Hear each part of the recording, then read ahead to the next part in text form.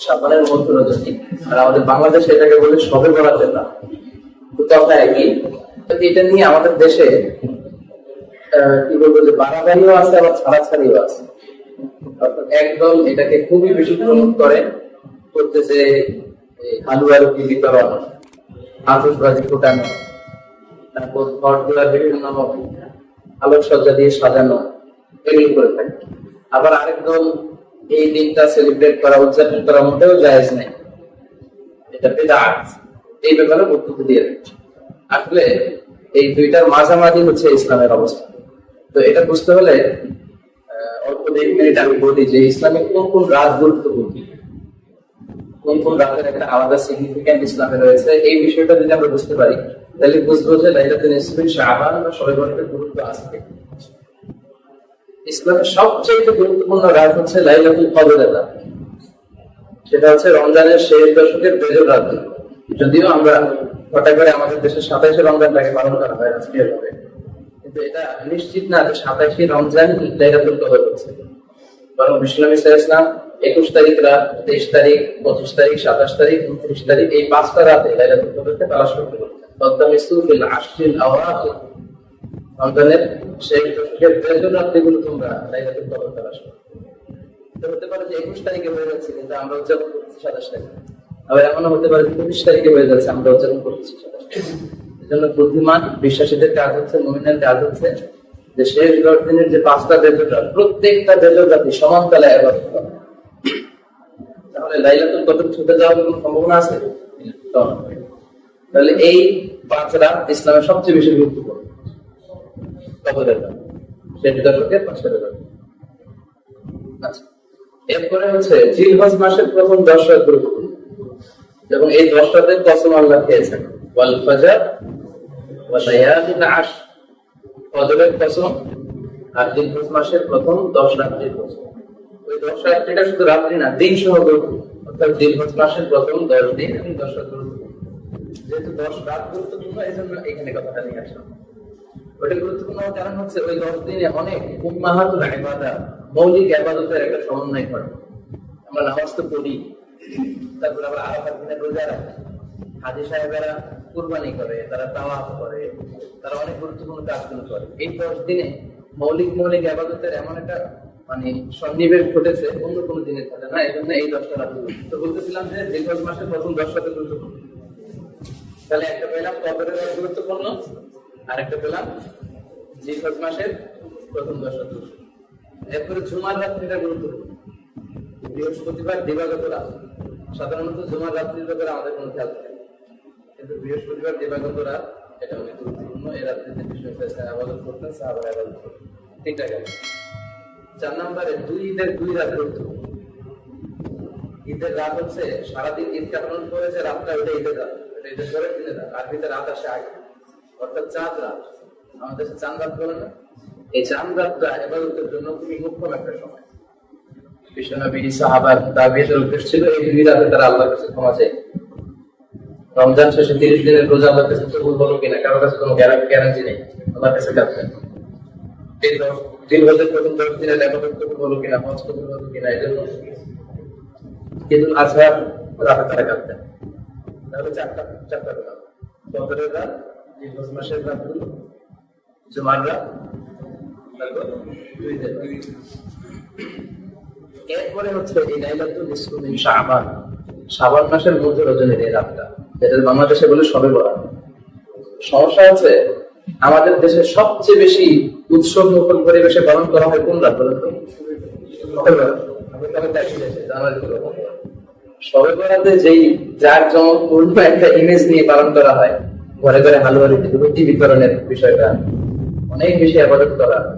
ইবাদত করার তো সমস্যা নাই, কিন্তু বিষয়টা হচ্ছে ইসলাম যে রাতকে বেশি গুরুত্বপূর্ণ বলে আমাদেরকে জানিয়েছে, আমাদেরকে ওই রাতটাকেই সবচেয়ে গুরুত্বপূর্ণ হিসেবে নিতে হবে, এবং যেই রাতগুলোকে অপেক্ষাকৃত কম গুরুত্বপূর্ণ হিসেবে অ্যাক্টিফাই করা হয়েছে, ওই রাতগুলোকে ওই পরিমাণ গুরুত্ব দিয়ে আমাদেরকে উদযাপন করতে হবে, ইবাদত করতে হবে।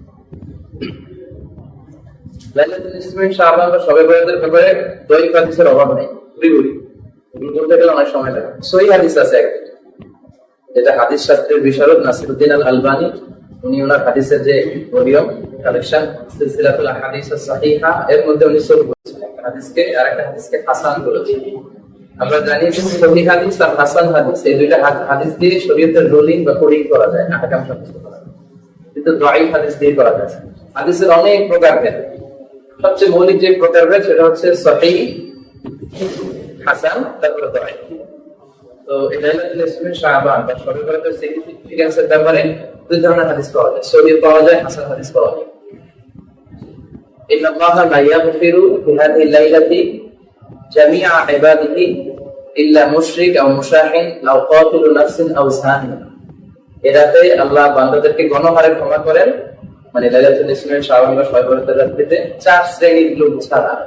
এক হচ্ছে মুশরিক, মুশরিকদেরকে আল্লাহ ক্ষমা করেন। দুই হচ্ছে মুশাহিন, হিংসু, অন্যের ব্যাপারে যে অন্তরে হিংসা পুষে রাখে।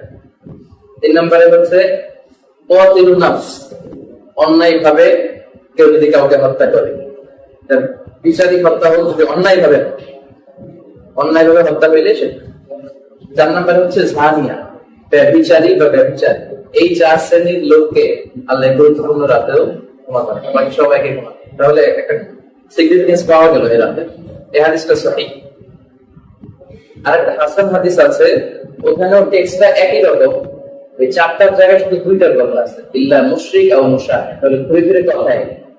তো এই দুইটা হাদিস থাকার কারণে, একটা সহিহ আর একটা হাসান, এই দুইটা হাদিস পাওয়ার কারণে এই রাতের যে একটা গুরুত্ব আছে ইসলামে, এটা প্রমাণিত। তাছাড়া আরেক দিক থেকেও এই রাতের একটা গুরুত্ব সেটা হচ্ছে এমনি ইন জেনারেল প্রতি মাসের 3 দিন রোজা রাখা সুন্নাহ। এগুলোকে বলে আইয়ামুল বীদ, অর্থাৎ 13, 14, 15। তো লাইলাতুল ইসলামের শাবানের কত আপনারা জানেন? শাবান মাসের কত তারিখে শবে বরাত হয়? 14 তারিখে। তাহলে ওই যে সুন্নাহ হাদিসের সাথে এটা মিল হচ্ছে না? কারণ প্রত্যেক মাসের 3 দিন রোজা রাখা সুন্নাহ, 13, 14, 15। আবার লাইলাতুল ইসলামের শাবান ও শবে বরাত তো পড়ে গেছে 14 তারিখে। তো ওই হাদিসের এটা দ্বারা কিন্তু এটা সাপোর্টেড। আর কোন আহকামের ব্যাপারে শরীয়তের কোন হুকুম সাব্যস্ত করার ব্যাপারে যদি কোনো সহিহ হাদিস পাওয়া যায়, সহিহ হাদিস দিয়ে যদি ওটা সাব্যস্ত হয়, তারপরে ঘুরে ঘুরে দাঈফ হাদিস যদি ওটাকে সাপোর্ট করতে চায়, সেগুলোকে নেওয়া যায় সমস্যা। যেমন একটা দাঈফ হাদিস আছে খুবই প্রসিদ্ধ, ওই রাতে মায়েশার ঘরে বিষ্ণুনবী থাকতেন। এট এ টাইমে 9 জন স্ত্রী বেঁচেছে, তিনি ভাগ করে পালাক্রমে এক একদিন এক স্ত্রীর সাথে সময় কাটাতেন। মায়েশার ঘরে যেদিন ছিল লাইলাতুল ইসলামের শাবানের রোজা, তিনি বিষ্ণুনবীকে খুঁজে পাচ্ছেন। উনি ভাবলেন অন্য কোন স্ত্রীর ঘরে বিষ্ণুনবীর খুঁজতে আরম্ভ করলেন। দেখেন অন্য কোন স্ত্রীর ঘরের বাইরে বিষ্ণুনবীর জুতা নেই। পরে বাকি মানে জান্নাতুল বাকি বা মাকবারাতুল বাকি জানতে বলি, ওখানে যেয়ে দেখলেন বিষ্ণুনবীর হাত তুলে একেবারে অনেক লম্বা কথা। তখন বিষ্ণুনবী আয়েশাকে বললেন, তুমি কি জানো এই রাতটা কেমন রাত? আয়েশা বললেন, আল্লাহ রাসূলুহু আ'লাম, আল্লাহ রাসূল জানেন। তারা দিনের সাথে এভাবেই বলতেন। তখন বিষ্ণুনবী বললেন যে এ রাতটা এমন রাত, এ রাতে আল্লাহ এত সংখ্যক মানুষকে ক্ষমা করে। ওই সময়ে বনু কাল একটা গোত্র ছিল, যে গোত্রের ছাগল বা মেষের সংখ্যা ছিল অনেক বেশি। বিষ্ণুনবী বললেন, বনু কালবের লোকদের কাছে যত পরিমাণ মেষ বা ছাগল আছে, ওই ছাগলের গায়ে যত পরিমাণ পশম আছে, তার চেয়েও বেশি পরিমাণ সংখ্যক লোককে আল্লাহ এ রাতে মাফ করে। এ রাতের কোনো গুরুত্ব নেই, এই কথাটাও যেমনি ঠিক না। আবার এরা একটা সবচেয়ে বেশি গুরুত্বের রাত। আবার বলা হয় যে এ রাতের ভাগ্য পরিবর্তন হয়, সারা বছর কি খাবেন কি করবেন এ রাতে লিখে রাখা হয়, যেন বেশি বেশি আলু রুটি খান, সারা বছর ভালো করে খাইতে পারবেন। এই বিষয়গুলোর সাথে ইসলামের কোনো সম্পর্ক নাই।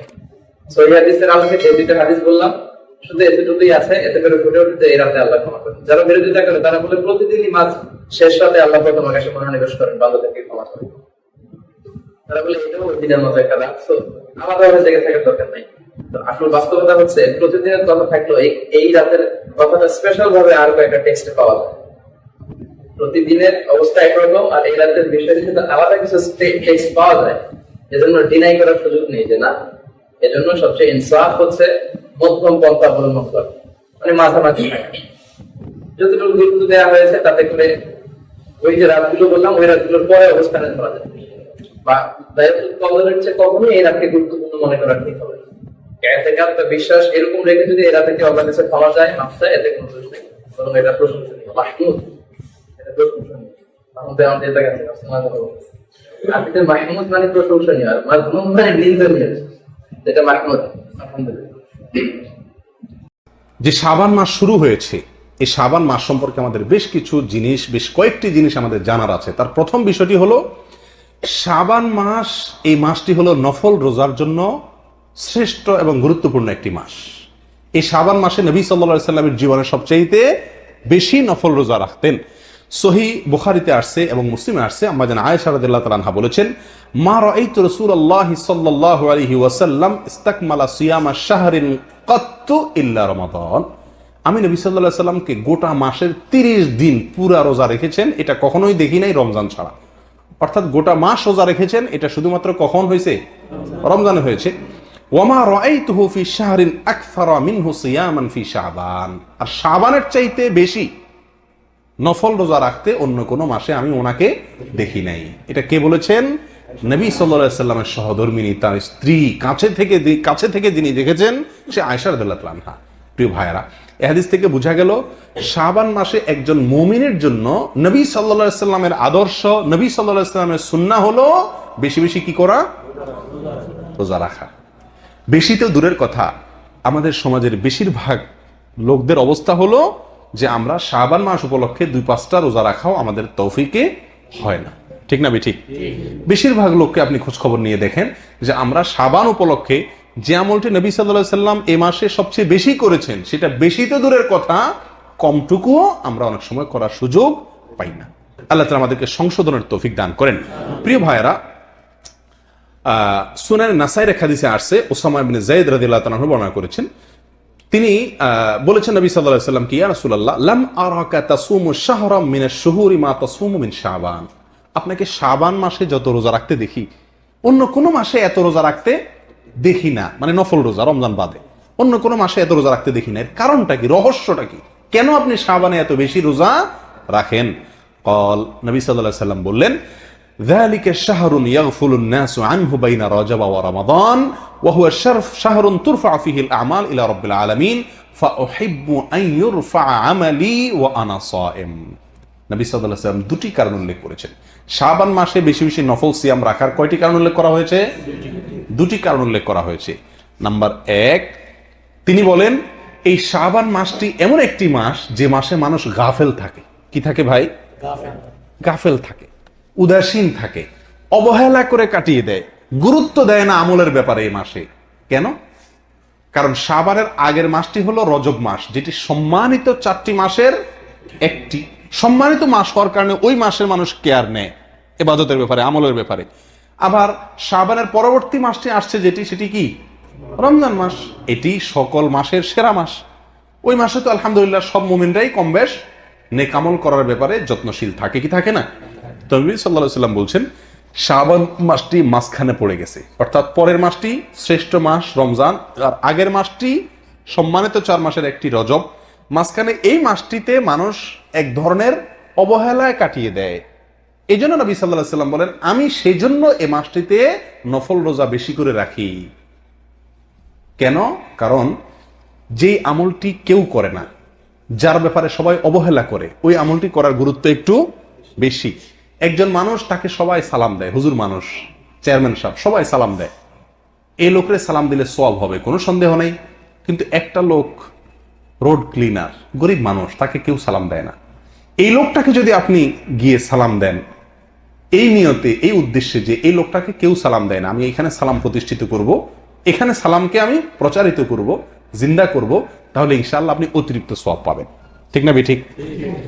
একটা লোক তাকে সবাই দান করতেছে, তার অনেক হয়ে গেছে আলহামদুলিল্লাহ, আরেকজন তাকে কেউ দিচ্ছে না, আপনি খোঁজ নিয়ে সেই লোকটাকে দিলেন, সওয়াব বেশি হবে না?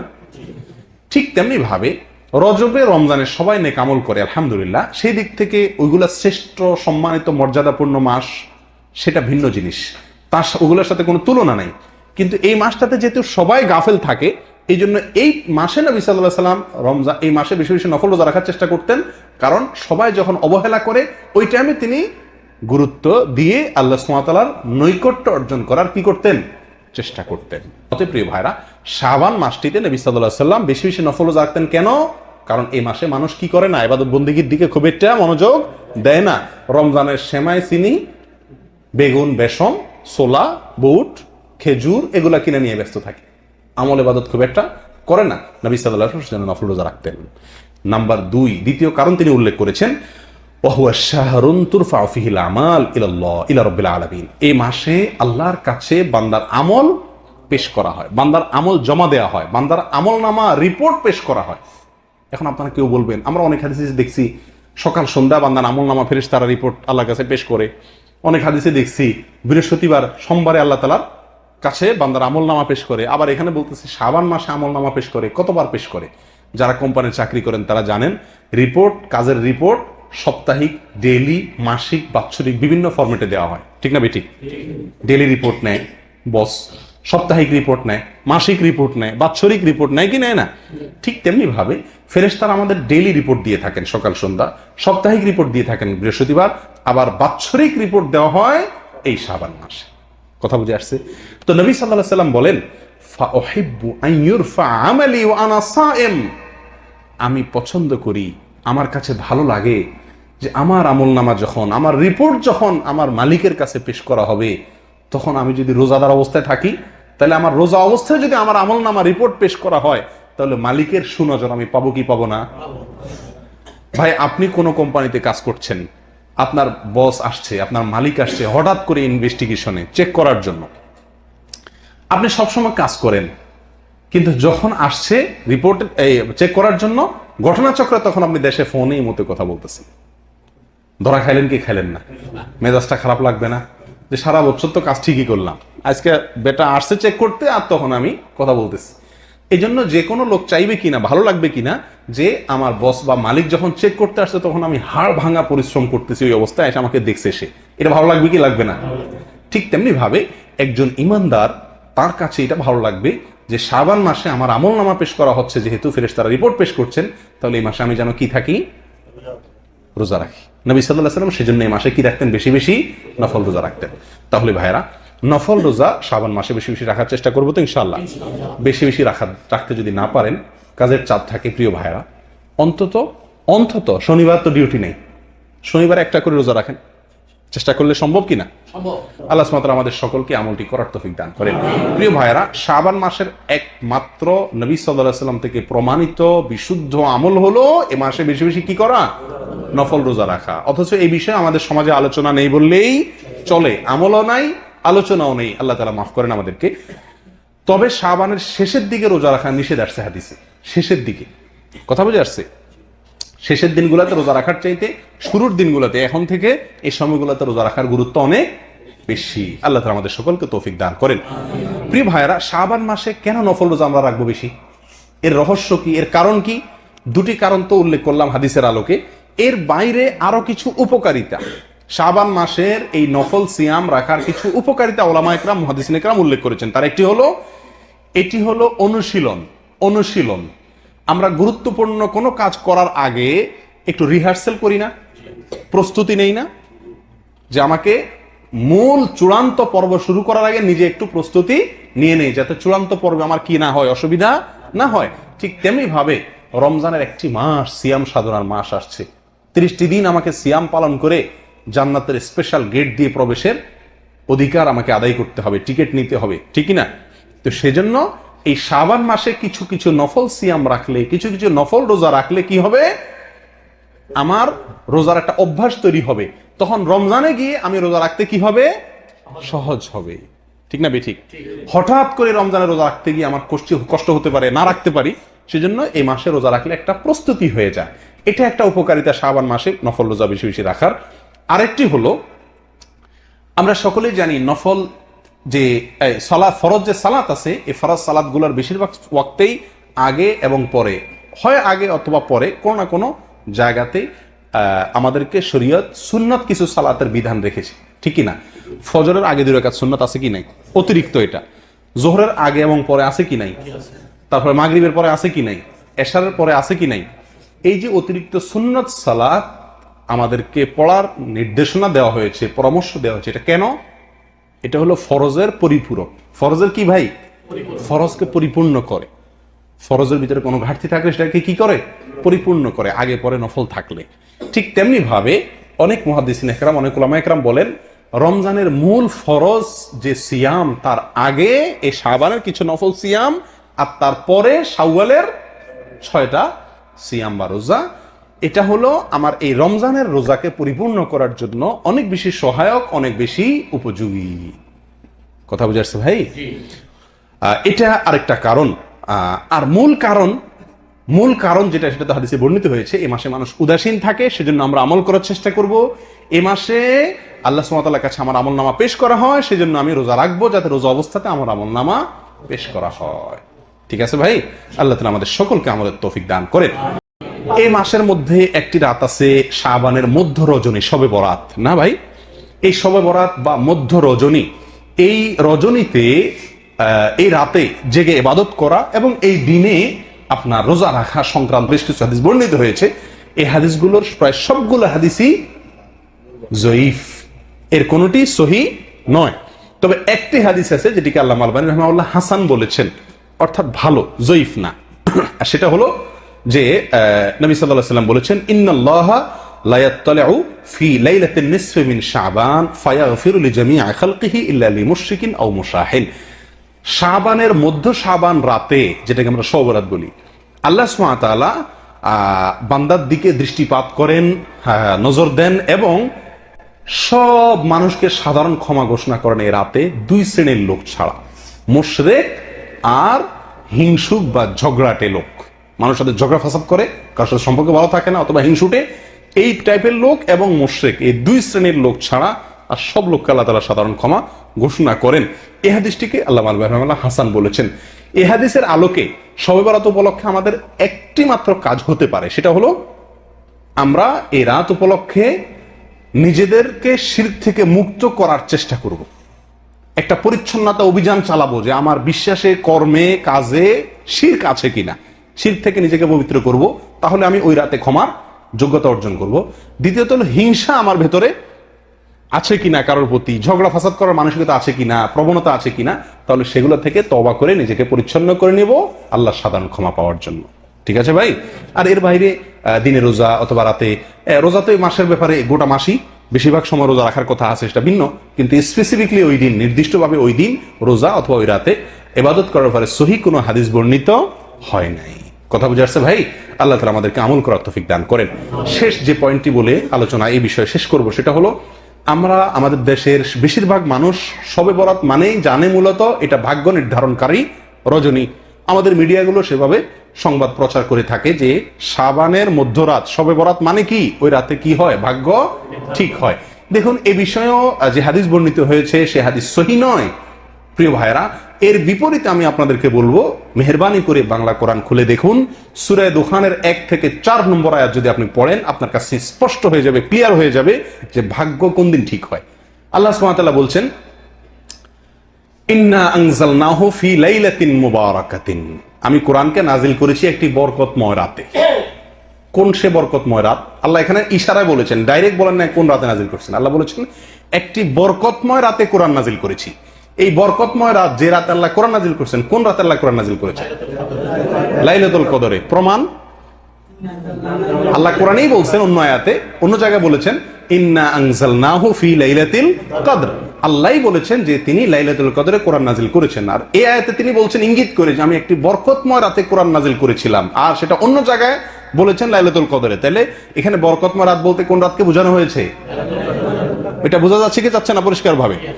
এর পরবর্তী আয়াতে আল্লাহ সুবহানাহু ওয়া তাআলা বলেন, ফিহা ইউফরাকু কুল্লু আমরিন হাকিম, সেই রাতেই সব গুরুত্বপূর্ণ বিষয়গুলো নির্ধারণ করা হয়ে থাকে, ফয়সালা করা হয়ে থাকে। তাহলে বোঝা গেল ভাগ্য ঠিক হয় কোন রাতে? যে রাতে কোরআন নাজিল হয়েছিল, অর্থাৎ লাইলাতুল কদরে। আর আমরা সবাই হুমড়ি খেয়ে পড়ি কোন রাতে? শবে বরাতে। অতএব শবে বরাত উপলক্ষে ইবাদত অথবা নফল সিয়াম, এটি সহিহ হাদিস দ্বারা সাবিত নয়। তবে এই রাতে আল্লাহ সুবহানাহু ওয়া তাআলা আমাদেরকে মাফ করেন বলে, সাধারণ ক্ষমা করেন বলে হাদিস থেকে বোঝা যায়, একটি হাসান স্তরের হাদিস থেকে বোঝা যায়। সেই হিসাবে নিজেকে শিরক থেকে এবং হিংসা থেকে, ঝগড়া ফাসাদ থেকে মুক্ত করার অভিযান নিজের জন্য চালাতে হবে, চেষ্টা করতে হবে। ঠিক আছে না ভাই? আর সবচেয়ে বড় চেষ্টা হবে এই মাস উপলক্ষে বেশি বেশি কি করা? নফল সিয়াম রাখার চেষ্টা করতে হবে। আল্লাহ সুবহানাহু ওয়া তাআলা আমাদের সকলকে শাবান মাসের ফজিলত এবং মর্যাদা বুঝে আমল করার তৌফিক দান করেন।